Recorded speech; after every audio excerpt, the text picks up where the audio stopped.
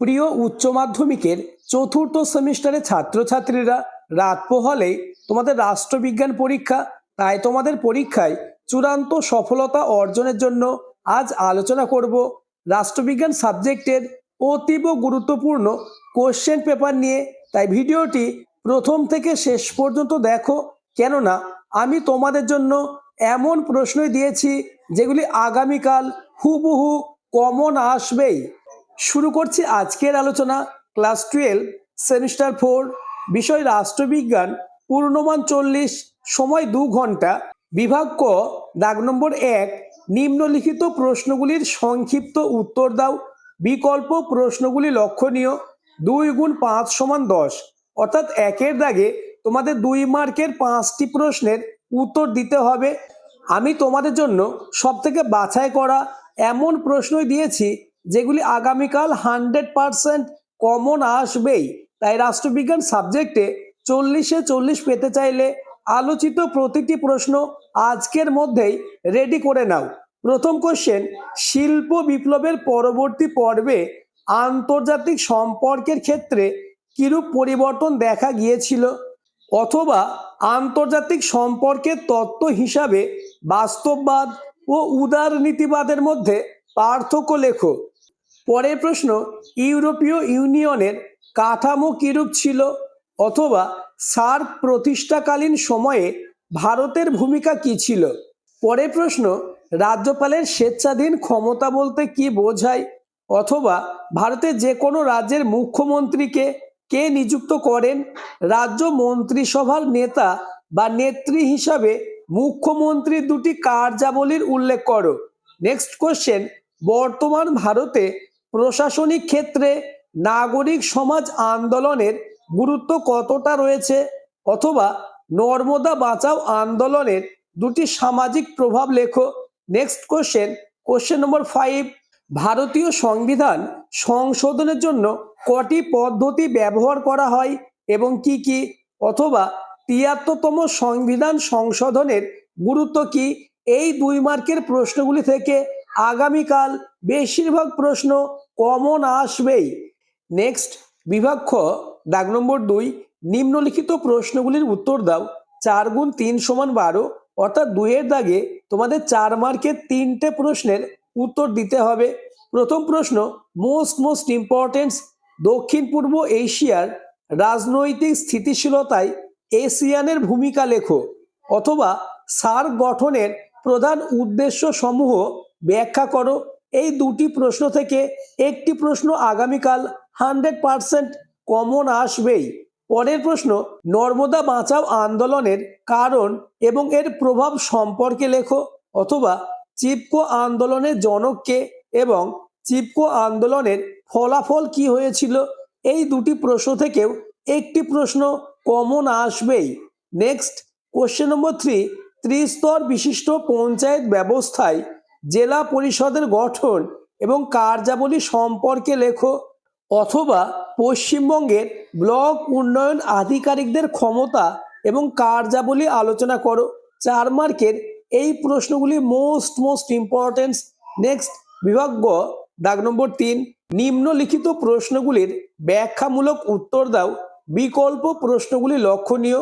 6 × 3 = 18, অর্থাৎ 3-এর দাগে তোমাদের 6 মার্কের 3টে প্রশ্নের উত্তর দিতে হবে। আমি তোমাদের জন্য 6 মার্কের যে প্রশ্নগুলি দিয়েছি এই প্রশ্নগুলি থেকে আগামীকাল 100% কমন আসবেই। তাই প্রতিটি প্রশ্ন আজকের মধ্যেই রেডি করে নাও। প্রথম কোশ্চেন, আন্তর্জাতিক সম্পর্কের সংজ্ঞা দাও। আন্তর্জাতিক সম্পর্ক ও আন্তর্জাতিক রাজনীতির মধ্যে পার্থক্য আলোচনা করো। Most importance. অথবা আন্তর্জাতিক সম্পর্কের উদারনীতিবাদ বলতে কি বোঝো, উদারনীতিবাদের মূল বৈশিষ্ট্য আলোচনা করো। এই দুটি প্রশ্ন থেকে একটি 6 মার্কের প্রশ্ন কমন আসার সম্ভাবনা কার্যত নিশ্চিত। পরের প্রশ্ন, ভারতের অর্থনীতিতে বিশ্বায়নের প্রভাব সম্পর্কে সংক্ষিপ্ত আলোচনা করো, অথবা বিশ্বায়নের সংজ্ঞা দাও, এর বিভিন্ন রূপগুলি নিয়ে আলোচনা করো।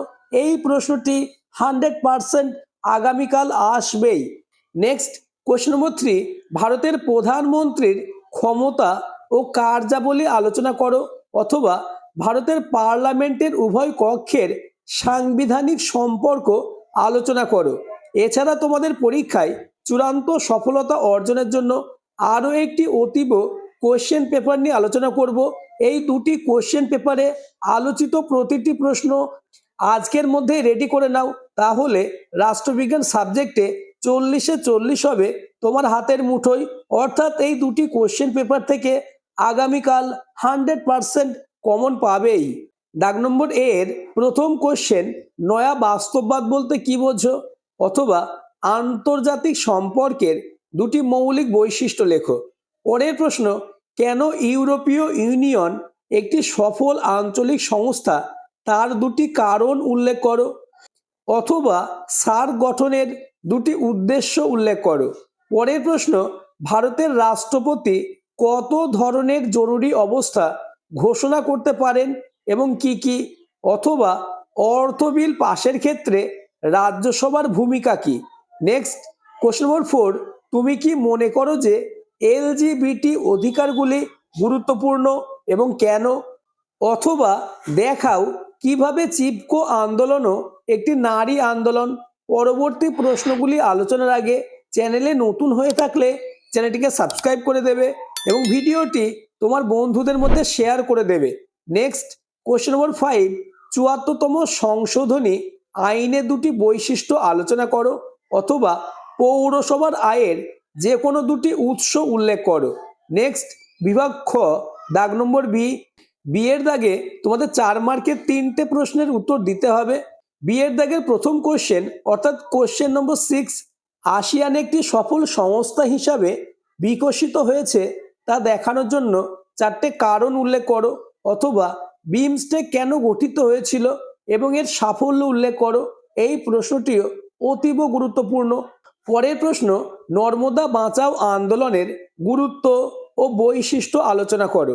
নেক্সট কোশ্চেন, 368 নং ধারা অনুসারে ভারতের সংবিধান কিভাবে সংশোধন করা যেতে পারে তা আলোচনা করো। অথবা গ্রাম পঞ্চায়েতের কাজগুলি আলোচনা করো। নেক্সট এবং লাস্ট বিভাগ গয়ে তোমাদের 6 মার্কের 3টে প্রশ্নের উত্তর দিতে হবে। প্রথম কোশ্চেন, আন্তর্জাতিক সম্পর্কের তত্ত্ব হিসাবে বাস্তববাদ ও আদর্শবাদের তুলনামূলক পর্যালোচনা করো। অথবা উদারনীতিবাদের মূল বৈশিষ্ট্যগুলি সংক্ষেপে আলোচনা করো। নেক্সট কোশ্চেন নম্বর 10, বিশ্বায়ন কিভাবে বিশ্বকে অর্থনৈতিক ও সাংস্কৃতিক ক্ষেত্রে প্রভাবিত করেছে তা মূল্যায়ন করো। পরের প্রশ্ন, কোন রাজ্যের হাইকোর্টের ক্ষমতা ও কার্যাবলী আলোচনা করো।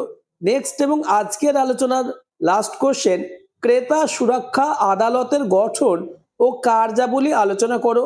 আলোচিত প্রতিটি প্রশ্ন খুবই গুরুত্বপূর্ণ, তাই রাষ্ট্রবিজ্ঞান সাবজেক্টে 40-এ 40 পেতে চাইলে প্রতিটি প্রশ্ন আজকের মধ্যেই রেডি করে নাও।